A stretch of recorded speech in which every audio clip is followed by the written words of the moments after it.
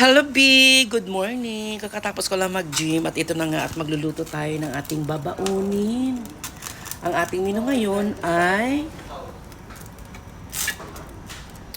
Argentina corned beef. Ang paborito ng anak ko, corned beef.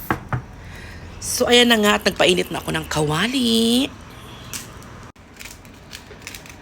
Lalagyan na natin yan ng mantika. Kutsili!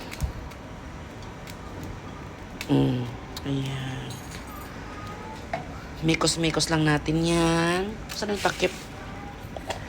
At maglalagay tayo mamaya ng kapag mainit na yung mantika. Oy B, yung kawali namin ganyan talaga ang kulay ha. Baka mamaya mabash ako na pangit ang aming mga kawali. Patagal-tagal na rin kasi na hindi ako nakapag-ulam ng corned beef. Kaya ngayon, mag-uulam ako. Siyempre, kapag may corned beef, may patatas. Ayan, prito muna natin yung patatas. Ganyan. Shoutout sa mga mahihilig sa patatas. Nagbalat ka na ba ng patatas, Becky?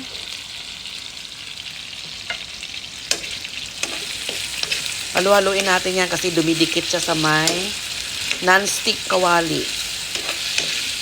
Non-stick ito dati, pero ngayon sticky na. Luma na kasi B, ayan.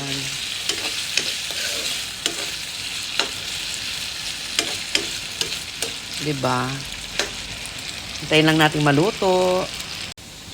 Ayan na nga at luto na yung ating mga patatas. Lagay na natin yung ating corned beef. Ay, ayaw matanggal B, wait lang. Ayan, nalagay ko na yung ating pambansang corned beef. Argentina corned beef. Ano ba kung alam niyo ba kung anong maganda dito sa Argentina corned beef? Wala siyang mga extenders.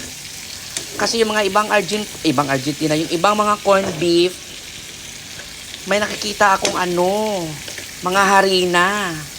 Yan, mga gluten. Bali yung harina na ginawang parang mga karne. Ayan. Ito kasing Argentina, wala siyang ganun.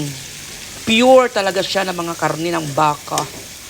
At hindi siya masyadong maalat. Ayan. Lulutuin muna natin sandali. Tanggalin natin yung, kasi magtutubig yan siya. Ayan. O. Diba? Ang bango-bango B. And then, nalagyan natin yan siya ng paminta. Kasi wala namang batang kakain, puro matatanda. Ilagyan natin siya ng paminta. O, ayan na siya, B, oh. Sarap, di ba? Grabe, B, napakakulimlim ngayon ng Singapore. O, tingnan nyo. Parang uulan. Grabe, ang dilim pa.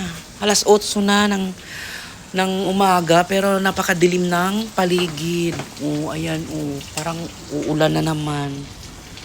Ayan, B, wala nang sabaw yung ating corned beef. Lalagay na natin yung ating egg. Ayan, nilagyan ko na ng egg. Huwag nyo akong i-bash, B. Ito yung pamamaraan ka kung paano magluto. May kanya-kanya naman tayong pamamaraan, di ba? Kung may pamamaraan ka, yun ang gawin mo. Kasi ito, pamamaraan ko to.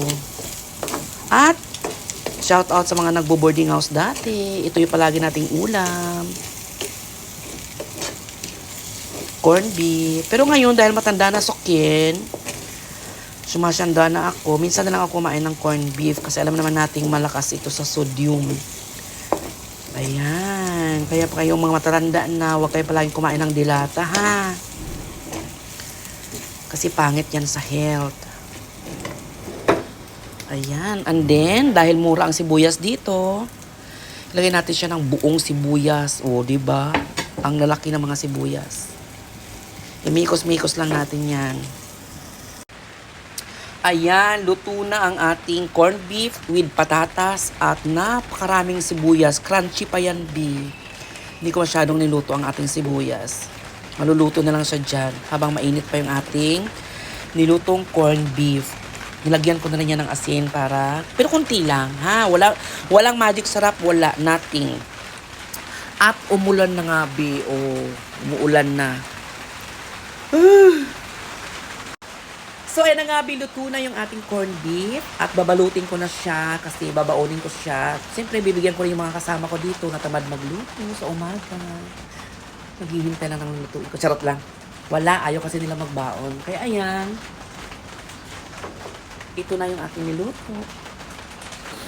Ang bango. Magluto ka na rin, B. At pwede itong baon ng inyong mga estudyante. Pero wag palagi kasi hindi maganda ito sa health. Okay? Bye-bye.